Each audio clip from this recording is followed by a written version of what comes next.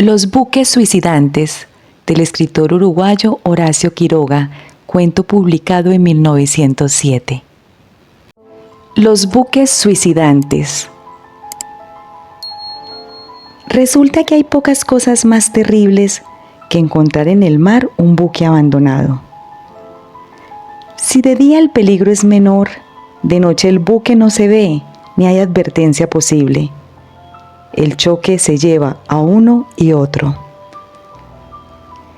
Estos buques abandonados por A o por B navegan obstinadamente a favor de las corrientes o del viento si tienen las velas desplegadas. Recorren así los mares, cambiando caprichosamente de rumbo. No pocos de los vapores que un buen día no llegaron a puerto han tropezado en su camino con uno de estos buques silenciosos que viajan por su cuenta. Siempre hay probabilidad de hallarlos a cada minuto. Por ventura, las corrientes suelen enredarlos en los mares de sargazo. Los buques se detienen, por fin, aquí o allá, inmóviles para siempre en ese desierto de aguas. Así, hasta que poco a poco se van deshaciendo. Pero otros llegan cada día, ocupan su lugar en silencio, de modo que el tranquilo y lúgubre puerto siempre está frecuentado.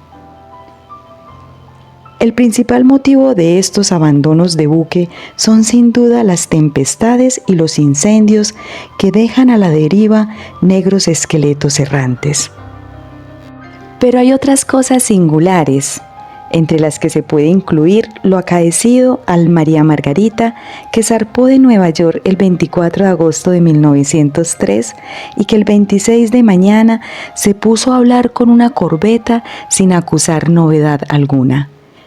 4 horas más tarde, un paquete, no teniendo respuesta, desprendió una chalupa que abordó al María Margarita. En el buque no había nadie. Las camisetas de los marineros se secaban a proa. La cocina estaba prendida aún. Una máquina de coser tenía la aguja suspendida sobre la costura, como si hubiera sido dejada un momento antes. No había la menor señal de lucha ni de pánico. Todo en perfecto orden. Y faltaban todos. ¿Qué pasó? La noche que aprendí esto, estábamos reunidos en el puente, íbamos a Europa y el capitán nos contaba su historia marina perfectamente cierta por otro lado. La concurrencia femenina, ganada por la sugestión del oleaje susurrante, oía estremecida.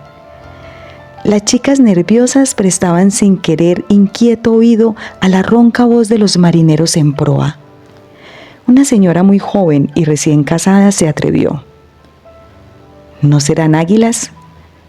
El capitán sonrió bondadosamente. ¿Qué, señora? ¿Águilas que se llevan a la tripulación? Todos se rieron y la joven hizo lo mismo, un poco avergonzada. Felizmente, un pasajero sabía algo de eso. Lo miramos curiosamente. Durante el viaje había sido un excelente compañero, admirando por su cuenta y riesgo y hablando poco. «Ah, si nos contara, señor», suplicó la joven de las águilas. «No tengo inconvenientes», asintió el discreto individuo. En 2 palabras, en los mares del norte, como el María Magdalena del capitán, encontramos una vez un barco a vela. Nuestro rumbo, viajábamos también con velas, nos llevó casi a su lado. El singular aspecto de abandono que no engaña en un buque llamó nuestra atención y disminuimos la marcha observándolo. Al fin desprendimos una chalupa. A bordo no se halló a nadie y todo estaba también en perfecto orden. Pero la última anotación del diario databa de 4 días atrás, de modo que no sentimos mayor impresión. Aún nos reímos un poco de las famosas desapariciones súbitas. 8 de nuestros hombres quedaron a bordo para el gobierno del nuevo buque. Viajaríamos de conserva. Al anochecer nos tomó un poco de camino. Al día siguiente lo alcanzamos, pero no vimos a nadie sobre el puente. Desprendiéndose de nuevo la chalupa, y los que fueron recorrieron en vano el buque. Todos habían desaparecido. Ni un objeto fuera de lugar. El mar estaba absolutamente terso en toda su extensión. En la cocina hervía aún una olla con papas. Como ustedes comprenderán, el terror supersticioso de nuestra gente llegó a su colmo. A la larga, 6 se animaron a llenar el vacío y yo fui con ellos. Apenas a bordo, mis nuevos compañeros se decidieron a beber para desterrar toda preocupación. Estaban sentados en rueda y a la hora la mayoría cantaba ya. Llegó mediodía y pasó la siesta. A las 4 la brisa cesó y las velas cayeron. Un marinero se acercó a la borda y miró el mar aceitoso. Todos se habían levantado, paseándose, sin ganas ya de hablar. Uno se sentó en un cabo arrollado y se sacó la camiseta para remendarla. Cosió un rato en silencio. De pronto se levantó y lanzó un largo silbido. Sus compañeros se volvieron. Él los miró vagamente, sorprendido también, y se sentó de nuevo. Un momento después dejó la camiseta en ello, avanzó a la borda y se tiró al agua. Al sentir el ruido, los otros dieron vuelta la cabeza, con el ceño ligeramente fruncido. Enseguida se olvidaron, volviendo a la apatía común. Al rato otro se desperezó, restregóse los ojos caminando y se tiró al agua. Pasó media hora, el sol iba cayendo. Sentí de pronto que me tocaban el hombro. ¿Qué hora es? Las 5, respondí. El viejo marinero que me había hecho la pregunta me miró desconfiado, con las manos en los bolsillos recostándose enfrente de mí. Miró largo rato mi pantalón, distraído. Al fin se tiró al agua. Los 3 que quedaron se acercaron rápidamente y observaron el remolino. Se sentaron en la borda silbando despacio con la vista perdida a lo lejos. Uno se bajó y se tendió en el puente cansado. Los otros desaparecieron uno tras otro. A las 6 el último se levantó, se compuso la ropa, apartóse el pelo de la frente, caminó con sueño aún y se tiró al agua. Entonces quedé solo, mirando como un idiota el mar desierto. Todos, sin saber lo que hacían, se habían arrojado al mar, envueltos en el sonambulismo morboso que flotaba en el buque. Cuando uno se tiraba al agua, los otros se volvían momentáneamente preocupados, como si recordaran algo, para olvidarse enseguida. Así habían desaparecido todos, y supongo que lo mismo los del día anterior, y los otros, y los de los demás buques. Eso es todo. Nos quedamos mirando al raro hombre con explicable curiosidad. ¿Y usted no sintió nada?, le preguntó mi vecino de camarote. Sí, un gran desgano y obstinación de las mismas ideas, pero nada más. No sé por qué no sentí nada más. Presumo que el motivo es este.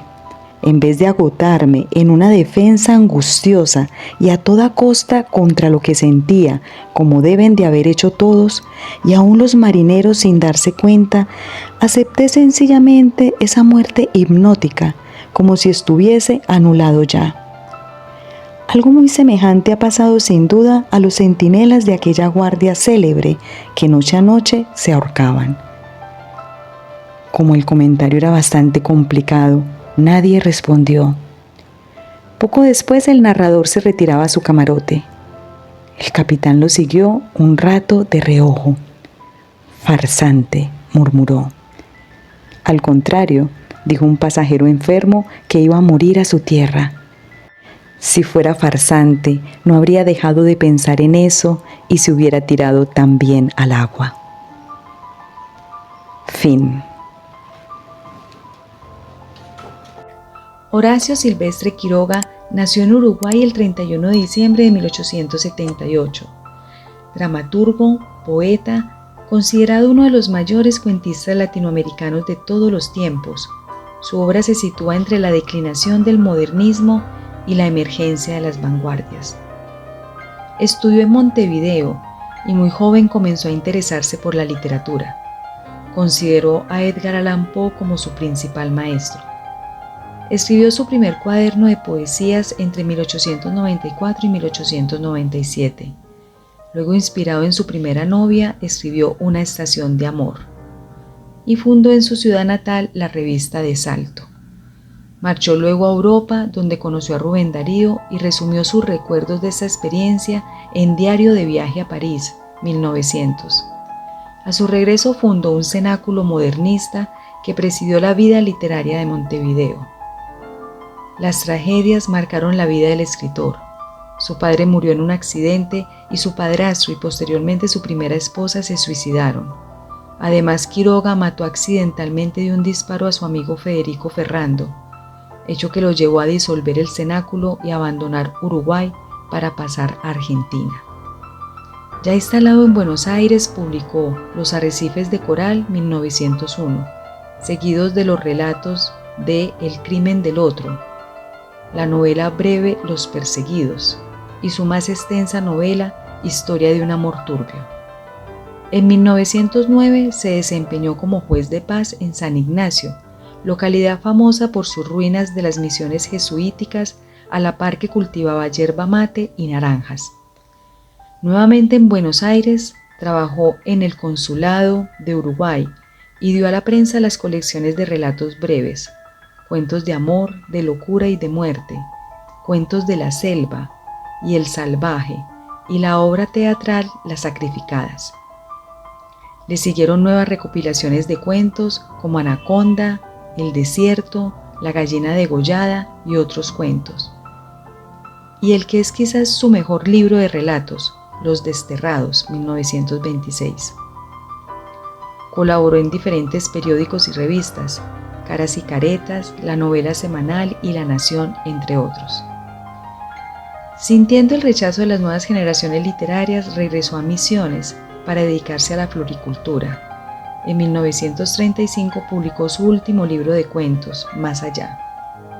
Hospitalizado en Buenos Aires, se le descubrió un cáncer gástrico, enfermedad que parece haber sido la causa que lo impulsó al suicidio, ya que puso fin a sus días ingiriendo cianuro. Quiroga sintetizó las técnicas de su oficio en el Decálogo del Perfecto Cuentista, publicado en 1928, estableciendo pautas relativas a la estructura, la tensión narrativa, la consumación de la historia y el impacto del final. En este texto manifestó sus ideas sobre el cuento como unidad emocional y apuntó sus modelos preferidos: Edgar Allan Poe, Rudyard Kipling, Guy de Maupassant y Anton Chejov, autores que habían de dejar huella en algunos de sus relatos, en los que también puede rastrearse la influencia de Conrad, Jack London y Dostoyevsky. Sus primeros intentos fueron meras imitaciones de Poe, con quien compartía una especial preferencia por la violencia y la locura. Sus relatos más característicos dramatizan la pugna entre la razón y la voluntad humana por una parte y el azar o la naturaleza por otra.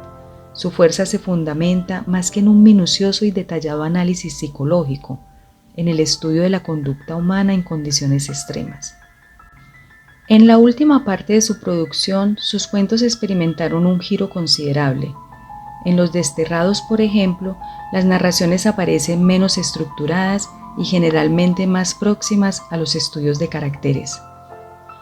Horacio Quiroga destiló una notoria precisión de estilo que le permitió narrar magistralmente la violencia y el horror que se esconden detrás de la aparente apacibilidad de la naturaleza.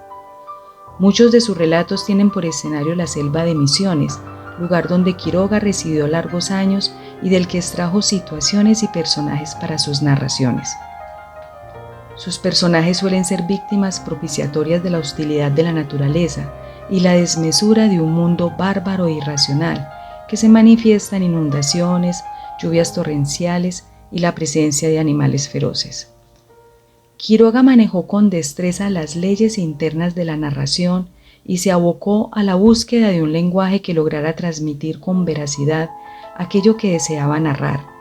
Ello lo alejó paulatinamente de los presupuestos de la escuela modernista, a la que había adherido en un principio. Fuera de sus cuentos ambientados en el espacio selvático, abordó los relatos de temáticas parapsicológica o paranormal, al estilo de lo que hoy conocemos como literatura de anticipación. En el desarrollo de la literatura hispanoamericana, cabe situar la cuentística de Quiroga en una nueva línea surgida del ambiente intelectual del posmodernismo y del magisterio, que había tenido su primer anuncio en algunos relatos de Leopoldo Lugones. La naturaleza americana empezó a ser enfocada por entonces en sus características más alucinantes, en las extrañas mutaciones que anulan cualquier plan preconcebido a quienes se sumergen en ella. Por otra parte, el singular acercamiento de Quiroga a lo extraño y lo inquietante preludió el altísimo nivel que alcanzaría el cuento fantástico durante el boom de los años 60. Horacio Quiroga murió en Buenos Aires en 1937. Gracias por escuchar. Narradores: Marilena Gil y Fernando Gutiérrez. Libromante es un proyecto enfocado en la difusión de obras literarias. Suscríbete y siempre recibirás nuestro contenido. Deja un like y esto nos ayuda a llegar a más personas. Muchas gracias.